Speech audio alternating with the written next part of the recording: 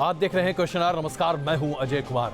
आज हम आपको दिखाने जा रहे हैं लखनऊ में प्रधानमंत्री नरेंद्र मोदी ने रामलीला मैदान से जो हुंकार भरी, शायद पाकिस्तान को भी अब चेतना चाहिए कि वक्त बहुत निकल गया है। इसके साथ साथ प्रधानमंत्री नरेंद्र मोदी ने जो हुंकार भरी उसकी सियासत भी हम आपको बताएंगे। साथ ही आपको दिखाएंगे कैसे अब मीडिया की आवाज से भी डरने लगे हैं पाकिस्तान के प्रधानमंत्री नवाज शरीफ। और फिर दिखाएंगे आपको विराट कोहली की विराट विजय, जिसके बलबूते टीम इंडिया बन गया है दुनिया का सबसे अलहदा नंबर 1। आइए आपको दिखाते हैं कैसे प्रधानमंत्री नरेंद्र मोदी ने आज लखनऊ से एक ऐसी हुंकार भरी जिसे वाकई में पाकिस्तान को देखकर सोचना चाहिए कि क्या इसके बाद पाकिस्तान को कोई और हिमाकत करनी चाहिए। इसके साथ साथ प्रधानमंत्री नरेंद्र मोदी के इस हुंकार में राजनीतिक पहलू भी दिखा। आपको दिखा रहे हैं लखनऊ के ऐशबाग में रावण दहन के मौके पर प्रधानमंत्री नरेंद्र मोदी किस तरह से इन 4 तस्वीरों के साथ देश की जनता के सामने प्रस्तुत हुए। उन्होंने सबसे पहले आरती की भगवान राम की, उसके बाद तीर चलाया जिससे रावण दहन की शुरुआत हुई, गदा और तमाम शस्त्र धारण किए और हाथ में चक्र भी लिया। प्रधानमंत्री नरेंद्र मोदी ने वो सब कुछ किया जिससे हर तरह का संदेश दिया जा सकता है। अगर सीमा पार पाकिस्तान को आतंकवाद के मुद्दे पर उन्होंने संदेश दिया स्पष्ट तौर पर, तो लखनऊ से उत्तर प्रदेश की राजनीति के लिए भी एक नई धमक उत्पन्न करने की कोशिश की। आइए आपको दिखाते हैं कैसे प्रधानमंत्री नरेंद्र मोदी ने लखनऊ से न सिर्फ पाकिस्तान को चेताया बल्कि उत्तर प्रदेश की राजनीति को भी साधा।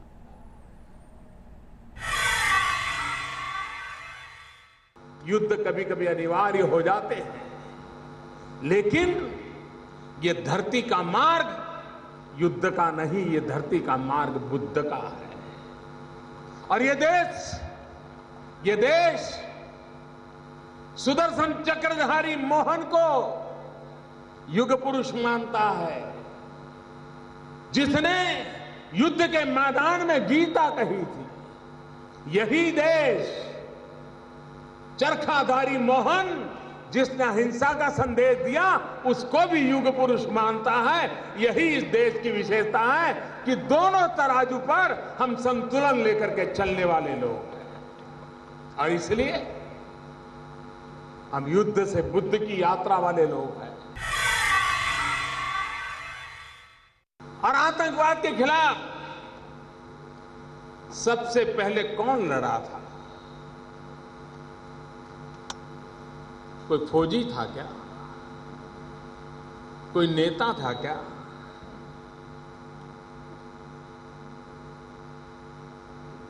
रामायण गवाह है कि आतंकवाद के खिलाफ सबसे पहले लड़ाई किसी ने लड़ी थी तो वो जटायु ने लड़ी थी।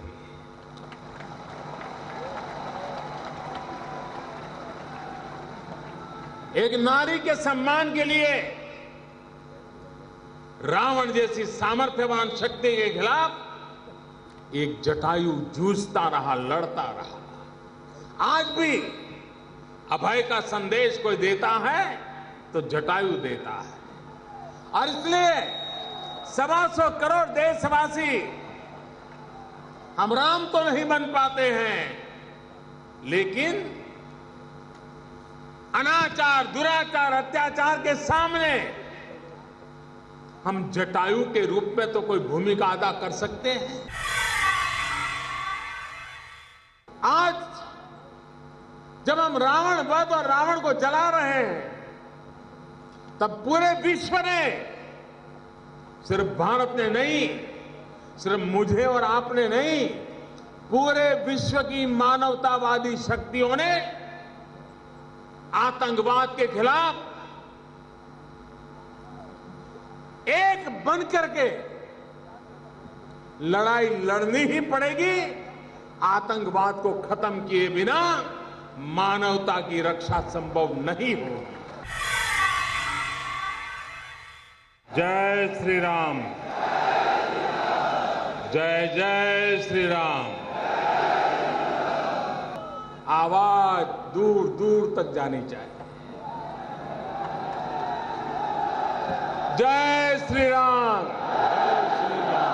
जय श्री राम, जय श्री राम, जय जय श्री राम, जय जय श्री राम, जय जय श्री राम, जय जय श्री राम। प्रधानमंत्री नरेंद्र मोदी ने सिर्फ जय जय श्री राम का नारा लगाया, बल्कि उनके इस नारे की गूंज ने राजनीतिक पार्टियों के वाकई में होश भी उड़ा दिए हैं। और शायद यही वजह है कि प्रधानमंत्री नरेंद्र मोदी के भाषण का विरोधी इस अंदाज में अपनी तरफ से रोष प्रकट कर रहे हैं। चुनाव के चलते ही यहाँ सब लोगों के दौरे चल रहे हैं और प्रधानमंत्री भी जा ही रहे, इसलिए कि चुनाव ही वहाँ। कि आतंकवाद का कोई धर्म नहीं है, तो ये सबसे पहले भारतीय जनता पार्टी के नेताओं को बताएं, अपने लोगों को ये सीख दें कि आतंकवाद का कोई धर्म नहीं होता है। प्रधानमंत्री जी ऐसे अवसर पर लखनऊ गए हैं, वो उनका ये जो वहाँ जाना, उनका मंतव्य और गंतव्य हम समझते हैं। उनके जो पार्टी के अध्यक्ष हैं श्री अमित शाह, पूरे लखनऊ में पोस्टर लगा हुआ है कि वो सर्जिकल स्ट्राइक करने आए हैं राजनीतिक। तो जब वो सर्जिकल स्ट्राइक पर वोट मांग रहे हैं, जनता समझती है, लोकतंत्र है, जनता अच्छे से समझती है कि कौन किस मौके पर, किस त्योहार में, किस वजह से, किस जगह जा रहा है और उस जगह पर जाने की वजह क्या है। तो लोग अच्छी तरह से समझते हैं, बेहतर समझते हैं, और लोग ही समझें तो ज्यादा अच्छा है।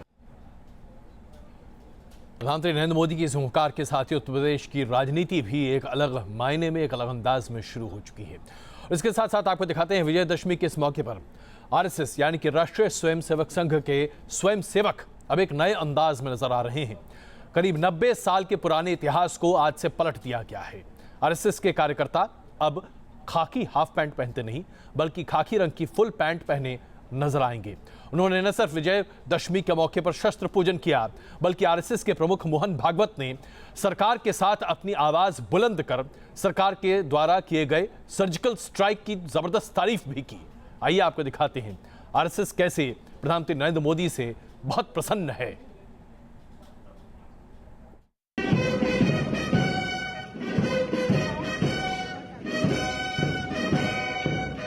विजयादशमी के मौके पर शस्त्र पूजा का रिवाज यूं तो आरएसएस सालों से निभाता चला आ रहा है, लेकिन इस बार की विजयादशमी में संघ का चेहरा कुछ बदला बदला नजर आया। 91 साल बाद संघ के स्वयंसेवक खाकी रंग की हाफ पैंट के बजाय गहरे भूरे रंग की फुल पैंट में कदम ताल करते दिखे। नागपुर में संघ प्रमुख मोहन भागवत ने शस्त्रों की पूजा की और सर्जिकल स्ट्राइक के बहाने मोदी सरकार की तारीफों के पुल बांध दिए। यशस्वी राजनय के द्वारा जो बार बार बिना कारण हमारी शत्रुता करता और उपद्रव करता है, उसको अलग थलग कर दिया। एक अभिनंदनीय काम इस शासन के नेतृत्व में हुआ है। हमारे सेना दलों ने जो पराक्रम दिखाया है, हम सभी लोग उसके गद्गद हैं, हम हार्दिक अभिनंदन करते हैं। इतना ही नहीं, मोहन भागवत ने पाकिस्तान पर करारा वार किया। कश्मीर को भारत का अभिन्न अंग बताते हुए कहा कि पीओके समेत पूरा कश्मीर भारत का है। संकल्प हमारे नेताओं का पक्का है, ये अच्छी बात है। पहले भी संसद 2 बार प्रस्ताव कर चुकी है और अभी भी बार बार वक्तव्य आए हैं कि कश्मीर भारत का अविभाज्य अंग है। मीरपुर, मुजफ्फराबाद, गिलगित बाल्टिस्तान सहित सारा कश्मीर भारत का है। नागपुर में हुए संघ के सालाना कार्यक्रम में केंद्रीय मंत्री नितिन गडकरी भी नजर आए, तो महाराष्ट्र के मुख्यमंत्री देवेंद्र फडणवीस ने भी कार्यक्रम में शिरकत की। मोदी सरकार के सत्ता में आने के बाद से संघ कभी नरम तो कभी गरम रुख अख्तियार करता रहा है। हालांकि संघ की राय खुलकर कम ही मौके पर सामने आती है। ऐसे में नागपुर में संघ प्रमुख ने जिस अंदाज में मोदी का जयघोष किया है, उससे उनकी विजयादशमी वाकई कुछ खास तो हो ही गई है। Team news nation. और आइए आपके सामने दिखाते हैं पाकिस्तान की खलबलाहट। जी हां, जब से हिंदुस्तान ने पाकिस्तान पर सर्जिकल स्ट्राइक्स किए हैं, उसके बाद से पाकिस्तान की तरफ से प्रायोजित आतंकवाद में जबरदस्त इजाफा हो चुका है। जम्मू कश्मीर में खास तौर पर सुरक्षा बलों पर जिस तरह से आतंकवादी निशाना बना रहे हैं, वो अपने आप में प्रदर्शित करता है कि पाकिस्तान तय कर चुका है कि हिंदुस्तान को कतरे कतरे खून बाहर निकालना है। और यही वजह है कि लगातार कश्मीर घाटी में एक के बाद एक आतंकी हमले हो रहे हैं। पंपोर में जहां आतंकवादी घुस बैठे थे, वो आज भी उसी तरीके से ऑपरेशन चल रहा है। इसके अलावा 2 जगहों पर और आतंकवादियों ने सुरक्षा बलों पर हमले किए हैं। जाहिर सी बात है, पाकिस्तान सबक सीख कर भी सीखना नहीं चाहता।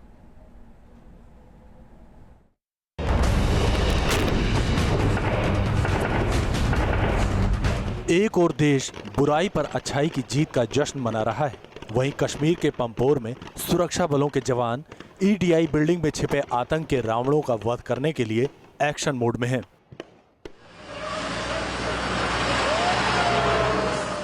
मुठभेड़ में एक आतंकी ढेर कर दिया गया है, बाकी बचे आतंकियों को मारने के लिए सुरक्षा बल फाइनल असॉल्ट की तैयारी में है।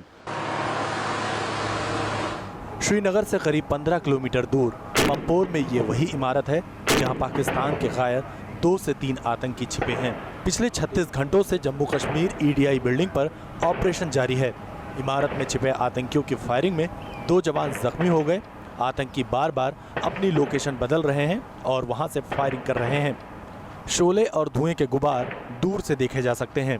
गोलियों की गूंज घाटी में सुनाई दे रही है। आसपास रिहायशी इलाके हैं।